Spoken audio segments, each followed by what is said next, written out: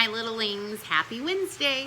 I hope that you have been able to navigate through Schoology and been able to work on some of your assignments and have been able to join us on our Schoology conferences for our end of the day class meetings. So today I'm going to be reading a book called The Most Magnificent Thing.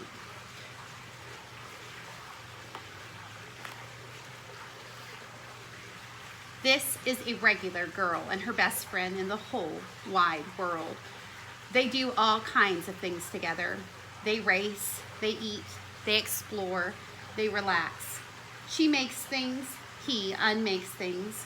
One day the girl has a wonderful idea. She is going to make the most magnificent thing. She knows just how it will look. She knows just how it will work. All she has to do is to make it, and she makes things all the time. Easy peasy. First, she hires an assistant. Next, they gather their supplies. They set up somewhere out of the way and get to work. The girl tinkers and hammers and measures while her assistant pounces and growls and chews. When she is finished, she steps back to admire her work. She walks around one side. Her assistant examines the other side. It doesn't look right. Her assistant picks it up and gives it a shake. It doesn't feel right either. They are shocked to discover that the thing isn't magnificent or good. It isn't even kind of sort of okay.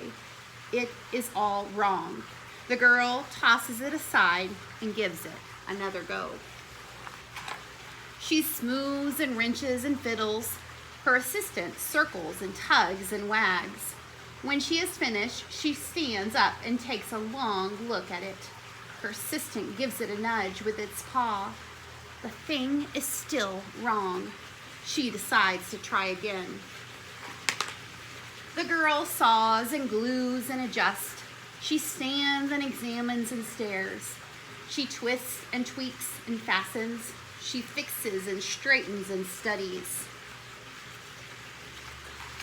She tries all different ways to make it better. She makes it square. She makes it round. She gives its legs. She gives antennae. She makes it fuzzy. She makes it long, short, rough, smooth, big, small. One even smells of stinky cheese. But none of them are magnificent. Her hard work attracts a few admirers, but they don't understand. They can't see the magnificent things she has in her mind. She gets mad. The angrier she gets, the faster she works. She smashes pieces into shapes. She jams parts together. She pummels the little bits in. Her hands feel too big to work, and her brain is too full of all the not right things. If only the thing would just work. Crunch. The pain starts in her finger. It rushes up to her brain and she explodes. It is not her finest moment. I'm not good at this. I quit.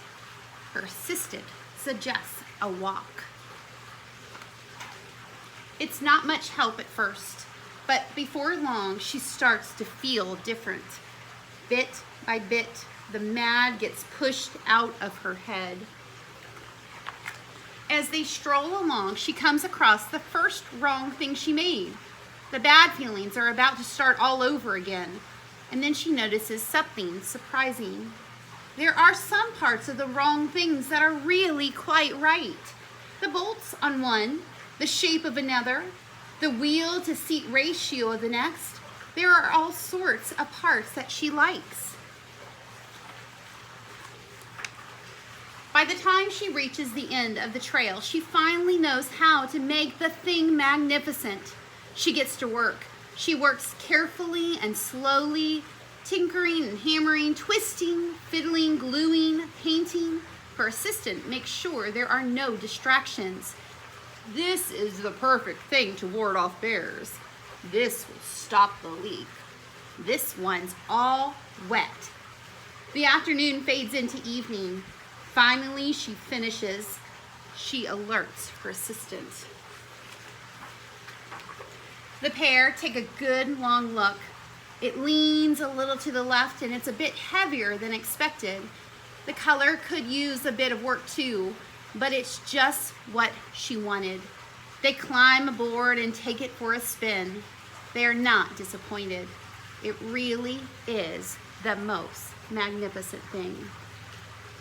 So when you were reading this today, I want you to think about this when we are trying to start our new adventure this week on Schoology, that we have in our mind this perfect way our classroom is supposed to act and for us to be able to accomplish our goals.